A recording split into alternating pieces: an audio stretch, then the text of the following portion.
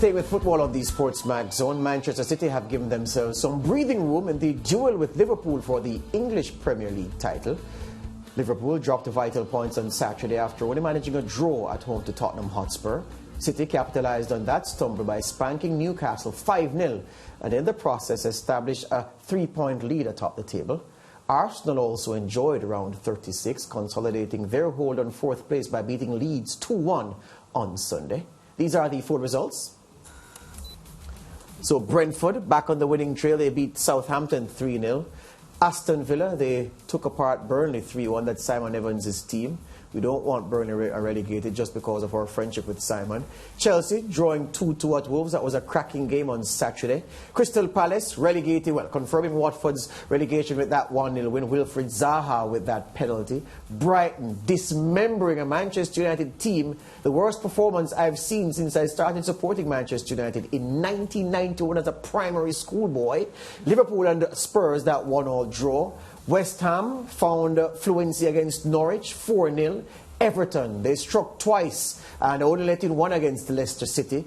Arsenal ran out early ahead of Leeds United and they never let their grip slip. And then Manchester City really lobotomizing Newcastle 5-0 in the last fixture on Saturday. So this is how the table looks.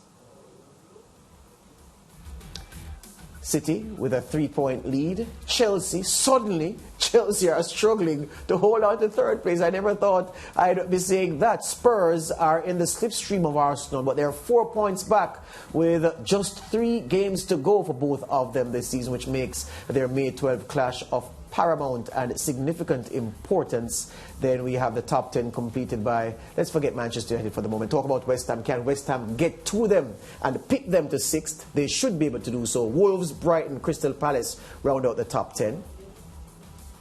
The second page shows Villa in 11th place, Brentford, Newcastle in 13th, Norwich gone, Watford gone, and Leeds are holding on by their fingernails. Burnley are also there in trouble. Everton have done themselves huge favour. Then the most important thing, look at Everton's games played, 34.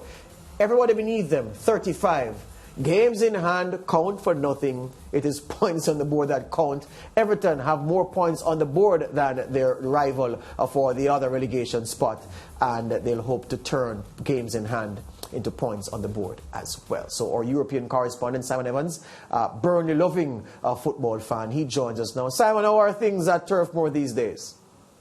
Yeah, a bit of nerves are back. It looked like Burnley had gone on a sort of mini revival after they got rid of Sean Dyche, but that was a really poor performance from them and a bad result against Aston Villa. And it's looking like Everton are going to get out of that. You know, they've found a little bit of form at the right time. It's going to be Leeds or Burnley, I think, and I'm not confident really about my team. Yeah, and I know you're speaking for yourself right now, but your colleagues in the struggle supporting Burnley, what do you pick up from those around you, your friends, your fellow supporters?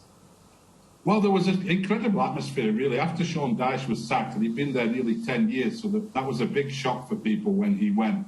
And suddenly the youth team coach was put in charge. All the rest of Dyche's staff were sacked as well. And the fans were shocked. And then as soon as the results picked up and the team responded, it was clear the team felt better without Dyche around. Everyone got behind it. It almost felt like a promotion campaign, going and winning away at Watford and beating Wolves and Southampton at home. Great run of results. But then at the weekend, it was flat again, and the team, you know, a few injuries when you have a small squad make a big difference, and Burnley paying the price really for having that small squad. Very few options and not a lot of cover when players get injuries and suspensions. So the optimism has dissipated quite quickly, I'm afraid. Yeah, all right. Liverpool victimized by the best counter-attacking team in the Premier League, according to most observers of the game. Admittedly, though, the Anfield Reds weren't their effervescent best on Saturday, and nobody who watched the game can say they were unlucky to only get a draw because Spurs deserved something for the game plan they went there and executed. Yeah, they're very good at doing that, Spurs. It's a classic Antonio Conte style of football. Jurgen Klopp didn't like it, said they had to do more, which I found was a bit weird. We heard the same from him about Atletico Madrid. I mean, not everyone is going to turn up and play a wide-open game and allow Liverpool to beat them. So, you know, all credit to Spurs. Liverpool perhaps feeling the toll of their European adventures, and it's maybe caught up with them a little bit. Yeah, on Friday, Simon, we discussed Man City and their likely response to their UEFA Champions League exit, which was traumatic for them, I'm sure. They responded well, didn't they?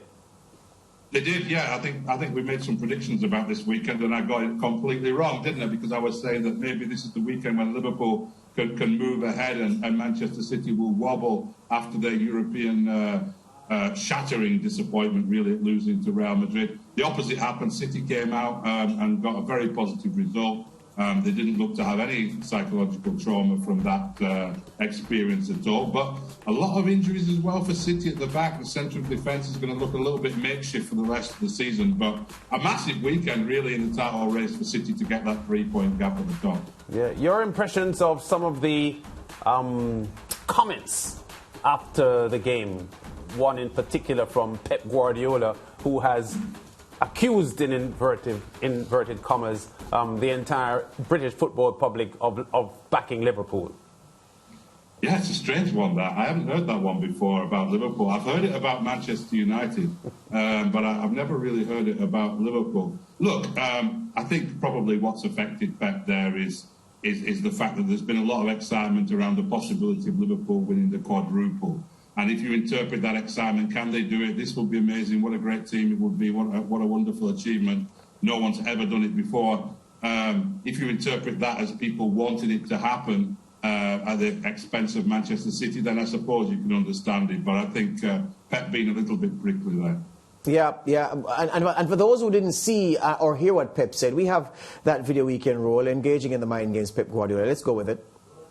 1 week ago, nobody even been in front. Everyone in this country support Liverpool, the media and everyone. So, of course, because Liverpool has an incredible history behind in Europe competitions, and not in Premier Leagues, because we won one in 30 years, but it's not problem at all. So the situation is what it is. We have to do 9 points or maybe 6 right now. It depends of what's going to happen next 2 games in terms of goal difference, but now it's Wednesday is the real final for us. Yep, he put the knife in there, Simon, in a decent way, Pep did. He said this Liverpool team won Premier League title in 3 years. You know, I've been holding strain, Simon, trying to keep my powder dry for the end of the season, when, as I expect, City go on to claim this title, because I want to remind people. I heard Steven Gerrard say something today as well, that this is probably the greatest Liverpool team there ever was. I want to remind people that the greatest Liverpool team there ever was has only won 1 Premier League title. Well, it's true, yeah. And, you know, the greatest team Liverpool have ever had. I mean, it is an outstanding team. Yes. They're very exciting to watch. But people seem to, you know, have quite short memories or no experience of football before the Premier League. When Liverpool in the 1970s and 80s had some amazing teams. I mean, we talk about the team with John Barnes and Peter Beardsley. That team produced some wonderful performances, absolutely destroyed teams. Going back before that, the Dalglish teams, the Kevin Keegan teams. So Liverpool have produced a lot of great teams. This is one of them, definitely one of them. But, if they end this season in second place, and if they win the Champions League, great, well done to them. But if they end this in second place, that will have been 1 Premier League title from Jurgen Klopp's 5 or 6 years at the club. Now, you could write off the first 2 or 3 years of that as him building a team, but I think out of this wonderful set of players, you could expect more. And I think if they don't go on and win the Premier League in the next couple of seasons, people will say that's been a pretty poor return. Yep, here's Klopp's clap back at Pep's statement about everybody loving Liverpool. Let's play that. A lot of people want us to win the league, that's true. But even here, it's probably only 50%. Just the other guys people were involved in another fight, at least until yesterday. And yeah.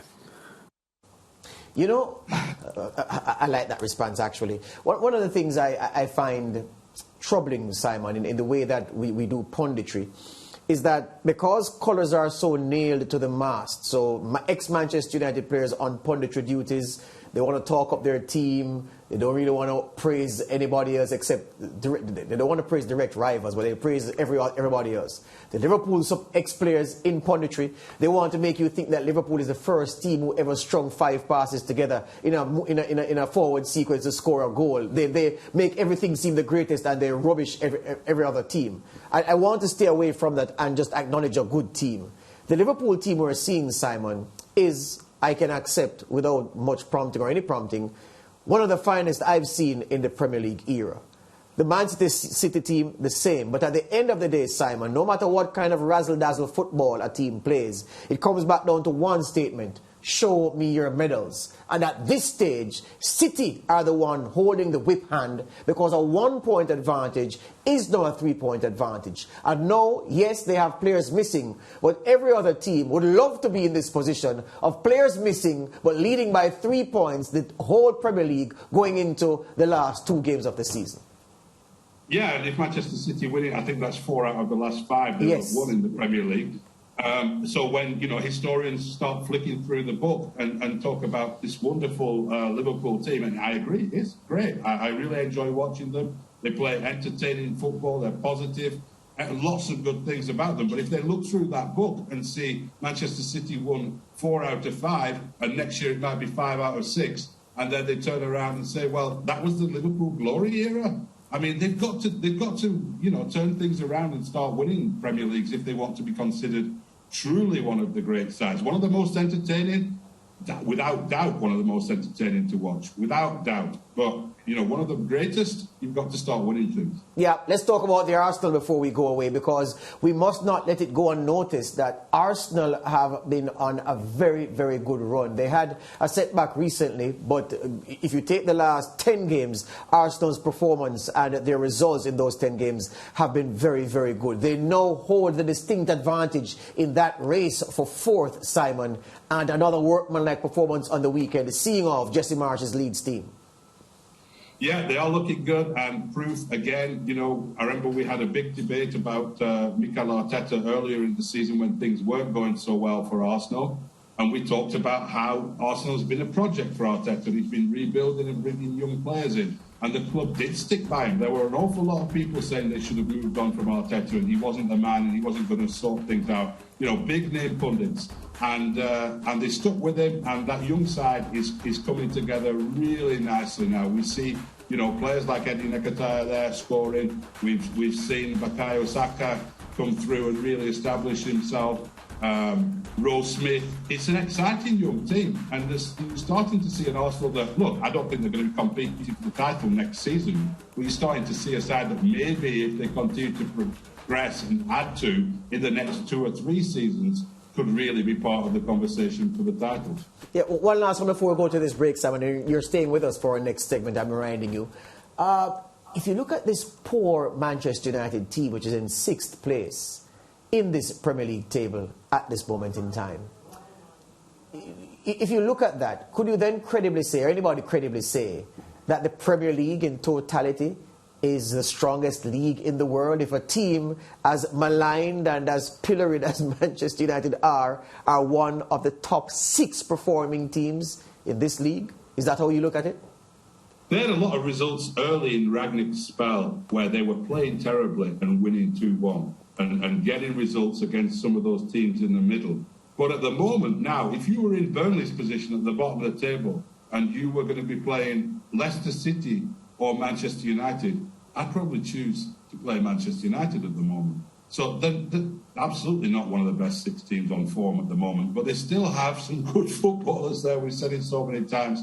And they're there because they picked up those points, playing badly but being good enough, and having Cristiano and Bruno and other players who could win games for them. But you're right, it's not a good look for the Premier League to have Manchester United so high up and playing so badly as they did at the weekend. Stay where you are, Simon. We're going to come back and talk some more football on the Sports Mag Zone. More after these.